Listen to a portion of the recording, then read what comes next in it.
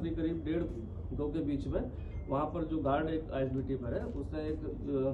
बालिका को देखा कि वो एक उसकी दुकान पर जो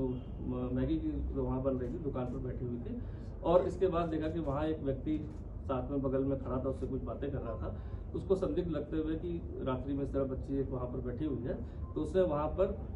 जो 1098 की यूनिट रहती है उसमें एक व्यक्ति रहता है, उनको इन्फॉर्म किया। उनका नाम है श्री दिगंबर जी। तो उन्होंने इसके बाद चूंकि महिला उसमें बच्ची थी, तो उन्होंने अपनी दूसरी यूनिट में जो दूसरी महिला काम करती है जो आईएसबीटी पर थी, उसको कॉल करके फिर उसको वहाँ पर बुलाया, और बुलाने के बाद जो बच्ची से प्राथमिक जानकारी करी तो वो अपना नाम पता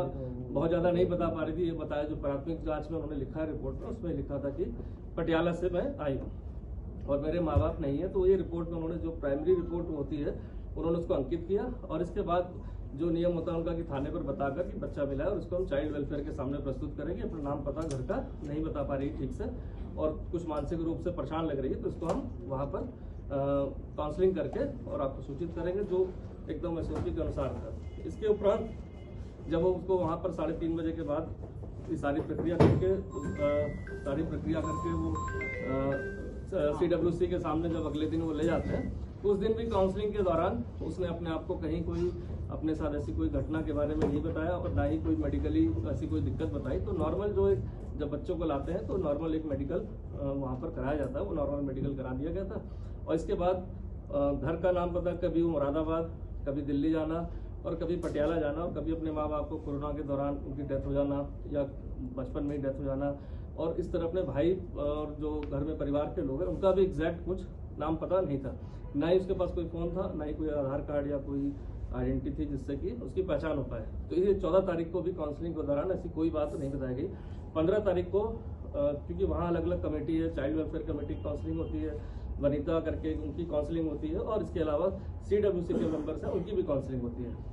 तो नेक्स्ट डे जब काउंसलिंग की गई तो ये बात कुछ आई कि उसके साथ कोई गलत बात हुई जैसा उसने बताया। इसके बाद फिर उसकी 3rd काउंसलिंग हुई, नेक्स्ट डे फिर से करी गई काउंसलिंग। तो जब इस काउंसलिंग के बाद ये चीज़ निकल के आई कि हाँ भाई ये कोई मुरादाबाद में रहने वाली है, अब दिल्ली गई थी और दिल्ली के बाद यहाँ आई, लेकिन माता पिता इसके नहीं है, और इस तरह से ये घटना प्रकाश में आ रही कि इसके साथ कोई घटना ऐसी हुई होगी। और तो इस पर उनके द्वारा एक तहरीर जो है कल साय को जो हमें प्राप्त हुई थी, इसके बाद हमने तत्काल जैसी चीज़ प्राप्त हुई, एक टीम का गठन महिला अधिकारी और सभी के साथ हमने बना दिया था इसमें कि वो जाए मौके पर। चूँकि घटना स्थल भी बहुत ज़्यादा स्पष्ट नहीं था, लेकिन आईएसबीटी से चूँकि वो मिली थी वहाँ से, इसलिए आईएसबीटी से हमने कैमरे को खंगालना शुरू किया। तो बहुत सारी हमें फुटेज मिली, जिस फुटेज में बालिका आराम से वहाँ जगह बैठी हुई मिली। इसके बाद एक व्यक्ति वहाँ पर घूमता दिखाई दिया बगल में, और इसके बाद गार्ड ने जो सूचना दी तो वो करोबरेट हो गई थी हमारी पूरी घटनाक्रम की, इस तरह से घटनाक्रम हुआ है। तब जब वो सस्पेक्ट को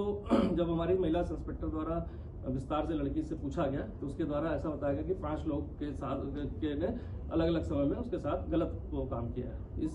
इसके आधार पर भी जो आदमी सस्पेक्ट वहाँ घूम रहा था, उस फुटेज को लेकर वहाँ के जितने भी हमारे ड्राइवर या काम करने वाले लोग हैं, कर्मचारीगण आईएसबीटी के आसपास रहते हैं दुकान पर, उन सबसे हमने वेरिफिकेशन कराया कि कोई इसको पहचानता होगा। तब उसकी शिनाख्त हुई कि वो भगवानपुर एक ड्राइवर है, जो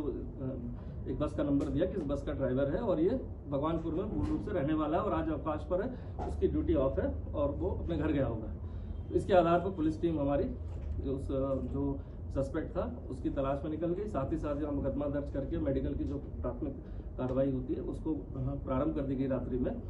और इस तरह से जब पहले सस्पेक्ट को पकड़ा गया तो उससे पूछताछ में फिर दूसरे का नाम, तीसरे का नाम, इस तरह 5 लोग इसमें टोटल जो है प्रकाश में है, जिसमें 2 ड्राइवर हैं, एक इसमें सरकारी कर्मचारी का ड्राइवर है, साथ ही साथ एक उसमें क्लीनर है और एक सफाई जो बस की करता है। इस तरह जो इन्वॉल्व थे वो सारे लोग एक ही उसमें इन्वॉल्व थे, और एक उसमें कैशियर है जो जहाँ पर कैश का पैसा जमा करके हिसाब किताब किया जाता है। तो समस्त घटनाक्रम में अभी तक जो जानकारी मिली कि दिल्ली और इसके बीच में बस चलती है, दिल्ली और